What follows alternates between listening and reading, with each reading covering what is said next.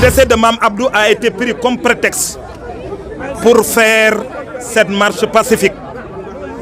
Et nous voudrions profiter de cette occasion pour remercier l'ensemble des populations de Tivaouane qui sont sorties massivement pour exprimer leur ras-le-bol face au comportement irresponsable et inacceptable de certains agents de santé qui sont à l'hôpital Mame Abdou Aziz Dabakh. Nous voudrions aussi profiter de cette occasion, remercier vivement l'honorable député Massata Samb qui, depuis ce matin, nous accompagne dans cette noble cause. Remercier les élus locaux, remercier nos papas et nos mamans, nos frères et sœurs, mais aussi et surtout remercier le comité d'organisation qui a réussi en quelques jours à faire cette forte mobilisation. Cette marche a été organisée pour dénoncer la cherté des tickets et des médicaments au niveau de l'hôpital Mame Abdou Aziz Dabakh. Mais aussi réclamer vivement, et cela nous le demandons, nous interpellons le président de la République, M. Bassirou Diomaye Diakhar Faye, son premier ministre, M. Ousmane Sonko, le ministre de la Santé, de relever dans les plus brefs délais la directrice de cet hôpital qui est le point nodal de tous nos problèmes.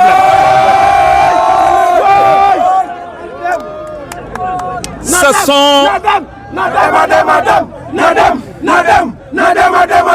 Merci, merci, merci, merci. Ce sont des médecins, des infirmiers qui nous informent chaque jour sur ces manquements. Pas plus tard qu'hier, au bloc opératoire de Tivaouane, des fois, il arrive des coupures d'électricité et le groupe électrogène ne marche pas. Ça, c'est une catastrophe. Au service urologie, il y a une machine qui coûte 300 000, un appareil qu'on doit acheter depuis des mois. Et jusqu'à présent, cette machine n'a pas été achetée. Mame Abdou Kane, avant son décès, des personnalités de tous bords ont interpellé directement les autorités sanitaires de Tivaouane pour son transfert dans d'autres structures sanitaires pour sauver sa vie. On leur a rétorqué que, Inch'Allah, Mame Abdou Kane sera traité et guéri. Et à l'arrivée, qu'est-ce qu'on a constaté? Il est décédé sur la table opératoire. Et le médecin qui a fait une sortie médiatique, malheureuse, maladroite, qu'il a raté, dans sa déclaration en wolof et en français, si vous le chronométrez, il n'a même pas parlé 1 minute 50 secondes. Cela montre tout le mépris qu'il a envers les populations de Tivaouane. Cela montre l'irrespect et le manque de considération qu'il a envers nos modestes personnes. La santé, on ne joue pas avec la santé des personnes. Aujourd'hui, à l'hôpital Mame Abdou Aziz Dabakh, il n'y a pas de service de néonatologie. Tout le monde sait qu'il y a de cela quelques années, 11 bébés ont péri dans un incendie. Et jusqu'à présent, rien n'a été fait. Si vous avez un nourrisson qui est malade, on le réfère soit à Diamniadio, soit à Mbour, soit à Dakar. Au moment où nous parlons, c'est inadmissible pour une commune de la taille de Tivaouane, pour un département de la taille de Tivaouane. Dans tout le département, il n'y a que 2 chirurgiens. Cela est une catastrophe. Aujourd'hui, Ousmane, aujourd'hui, quand vous voulez vous soigner à l'hôpital Mame Abdou Aziz Dabakh, si vous ne vous réveillez pas à 4 h ou à 3 h du matin, vous avez 1000 chances pour ne pas être traité. Et les médecins, ils arrivent vers 9 h, 10 h. Le personnel soignant de l'hôpital Mame Abdou Aziz Dabakh doit se faire une introspection. Aujourd'hui, on leur a lancé une alerte. Alerte à laquelle ont adhéré toutes les populations de Tivaouane. Donc, ils doivent revoir leur comportement. Les individus ne sont pas des animaux. Nous ne partons pas à l'hôpital pour mourir. parce que l'hôpital de Tivaouane est notre patrimoine.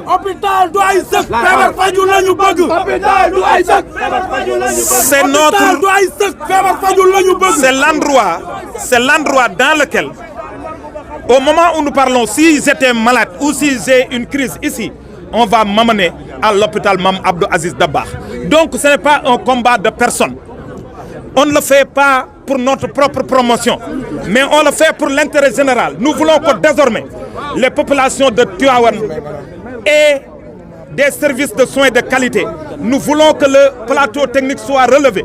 Nous voulons que l'État nous affecte des services suffisants et compétents, des médecins qui sont là 24 heures sur 24 avec des services de garde.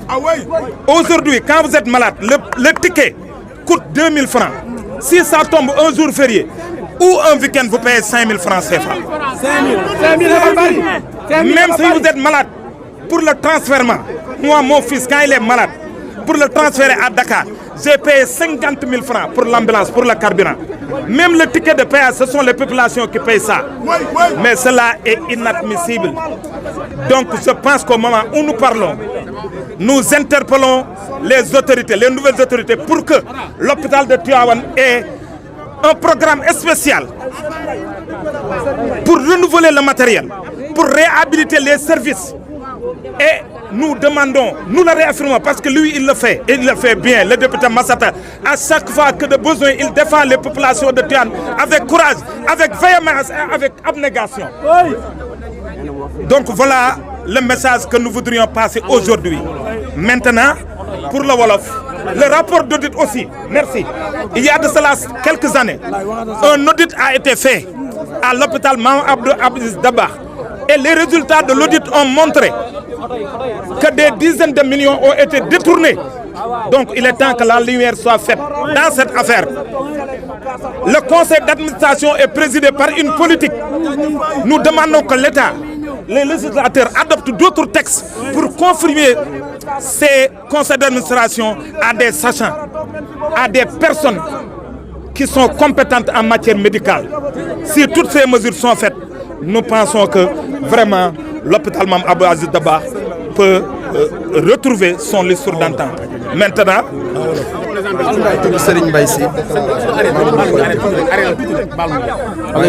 maa ngi tudd Serigne Mbaye Sy bokk ci membre collectif des jeunes de Tivaouane. Asalaamaaleykum Sénégal, ñoo ngi nuyu ñëpp kenn ku nekk ci turam ak santam di jiital ci nuyoo bi le khalife général des Tidianes Serigne Babacar Sy Mansour di ko ñaanal yàlla mu gudd fan lool te ànd ak wér. di wax ni lii ñu fi dajale tey neexuñu, bu ñu sañoon du am. ku ne xam na ni Tivaouane ci diine lañ ko xam ak ci njàngale ak ci référence, waaye dañ ñoo seetaan ba mu ëpp. hôpital Mame Abdou Aziz Sy Dabakh bii ñuy waxal tey tur kese la dese, amul dara lu fa am. moonte de mënoon génn rus Mame Cheikh Al Hadji Abdou Aziz Sy Dabakh. nee nañu bañ ko tijjee hôpital bi mu dawal otoom ba romb ci tali bi daan ni dégg naa fii de mën lañ ko duppee. yaakaar bi ñu am ci man ba jox ma tur bi yàlla nañ ci gis lu ëpp seen njort, waaye ñoom trahir nañu kon Mame Cheikh Al Hadji Abdou Aziz Sy Dabakh. li ñu fi dajalee tey nag mu jóge ci suñu frère Mame Abdou Hamid Kane di ko ñaanal yàlla suuf oyof lool ci karam. dafa def li nga xam ni mooy accident 13h30 ci watu sapeur bi la accidenté, ñu évacuer ko. ku accidenté ci watu sapeur nag ku ne xam na ni tel nañ la évacuer. bi ñu ko indee hôpital ba bi ñu koy dugal bloc opératoire dañ ko négligé nañ ko pendant 15 jours. Mame Abdou ci boppam moo doon jël téléphone am di vocal di génne vocal yi naan sonn naa fii ma nekk. Serigne Moustapha Sy Al Amin rappelé na ko keroog bi ñu jullee Mame Abdou Hamid Gueye. loolu dafa ñaaw. hôpital Mame Abdou Aziz Dabakh bii boo génnee fii am na ak atelier mécanicien bu fi nekk, juróom-ñaari ambulance lañ fa gaare yoo xam ne hôpital bee ko moom defaruñ ci benn. boo duggee ci hôpital bi fekk fa ñaari ambulance ñu paanal juróom-ñaari ambulance bàyyi ko fële. hôpital du ay sëg seetaan bi dafa doy la ñu bëgg. hôpital Mame Abdou Aziz Sy Dabakh boo demee ca maternité ba am nañ fa keesu avec boo xam ni seen jouru avec bu jotee boo doon am doom bay dee duñ la faale. ca biir maternité ba la ñuy nekk di seetaan télé ak di avec boo duggee fa nga xamante ni nii mooy urgence ba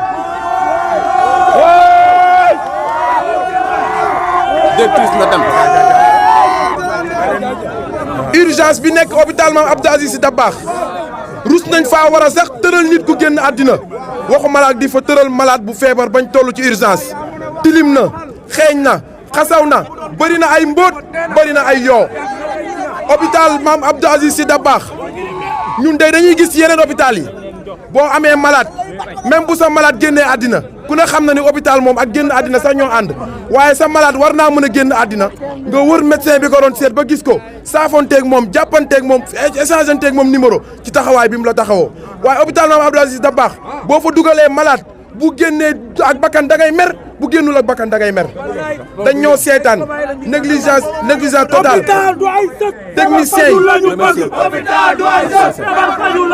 hôpital du ay sëkk feebar faju la ñu bëgg. beneen bi ci des mooy ñun dañ leen di ñaan. amee doom soo amee doom ñu service néonatal bi tamit. service néonatal bi moom ba mu lakkee ba léegi kenn defaatu fa dara hôpital Mame Abdou Aziz Dabakh kese mooy hôpital bi nga xam ni boo demee France sax tudd fa tur bi xam nañ ko ci lu ñaaw bañ nañ ko ba journaliste yi bu ñuy titré dañ naan encore l'hôpital Mame Aziz Sy Dabakh de Tivaouane encore boobu la ñu bëgg mu dañ hôpital Mame Abdou rek newul ci Sénégal lan moo ñun lan lañ leen def ba mënuñu ñoo respecté direct beneen bi ci des mooy da ngay dugg ci hôpital bi duggee fa garde poste garde ci buntu bi sécurité jékki-jékki doon bracardier jékki-jékki doon accueil jékki-jékki di tabax wala ngay rewle loolu dafa ñaaw beneen bi ci des mooy madame la directrice dañ lay ñaan ngir yàlla ak yonent bi ci jëmmi Cheikh Seydil Hadji Malick doyal nañu vous avez démontré vos limites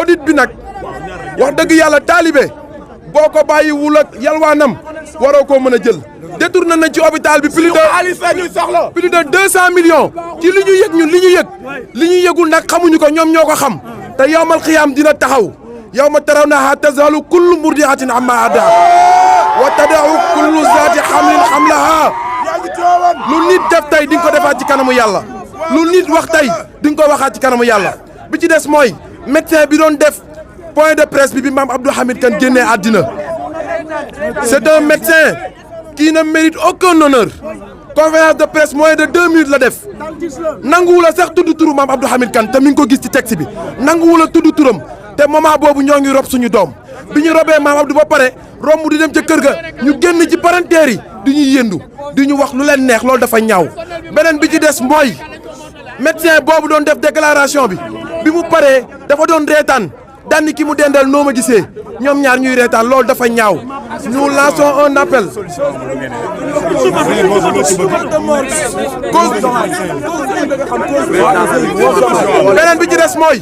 beneen bi ci des mooy nañ ñu wax lan moo nekk ci intervention chirurgicale bi ndax hôpital Mame Abdou buñ lay opérer da ngay dox ak say tànk dugg boo duggee buñ génnee ne dee na y'a problème bu fekkonte ni dañ fay dugal koo xam ne dafa sonn lool buy dugg sax génn dee ñu ne garaawul waaye buñ lay dugal Mame Abdou bi muy may leen ñu Mame Abdou bi muy dugg ci hôpital bi moo dénkaane téléphone am ne maa ngi ñëw dugg génnaatul te bari na fa ay cas yu mel noonu ñoo ngi lancé un appel à tout le gouvernement dalee ko ci bopp bi muy le président de la république monsieur Bassirou Diomaye Diakhar Faye ak son premier ministre Ousmane Sonko ak le ministre de la santé ak auto honorable yi fi nekk ci dëkk bi yëpp honorable député Massata ngi nii bàyyi activité am yëpp ñu ngi koy sant di ko gërëm ndax Tivaouane moo soxla